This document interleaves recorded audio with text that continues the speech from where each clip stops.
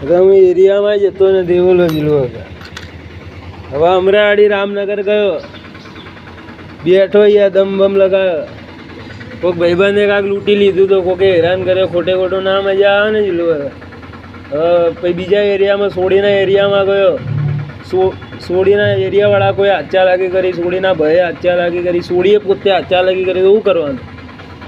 આવું બધું થાય. બારે આરાવો કોઈક હેરાન કરે, આડાવડું થયું, કોઈક વગર પોકટની બબાલ કરે. એટલા માટે જ્યાં જતો જ નથી, સમજ્યા? મોજમાં જીવું છું. હલો જાનનું જો બારે બહુ મહેનત કરું છું નરસિંહ હતા ધૂણવા માટે, બધા કામ માટે. કે નરસિંહ હતા ધૂણું અને બધી લેડીઝો પાસે બધાની પાસે જેનું તેનું બધાનું મેં માંગ્યું ને, જે બધા હાલે, સમજી?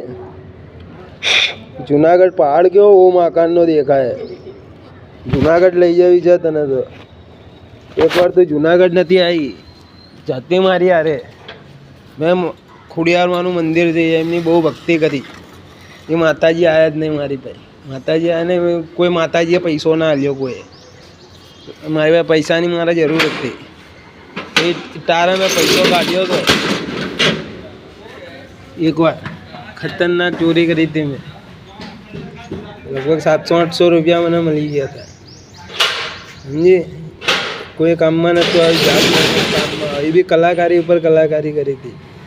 તારથી માંડીને શીખે મારું નસીબ એવી રીતે ઉઘડ્યું. અત્યારે હાલમાં હું ચોરીઓ નહીં કરતો, કશું જ વ્યસન નહીં. ખાલી બીડી, સિગરેટ, ગુટકા, મસાલા, ચીલમ પીવું, બસ. કોઈ દારૂ બારૂની વ્યસન નહીં, સમજે? એટલે હું અમરાવાડીમાં રામનગર નહીં જતો અને ભવાનીનગર નહીં જતો ને અમરાવાડીમાં વધારે આટા પેરા નહીં મારતો. જય શ્રી રામ, જય નરસિંહ.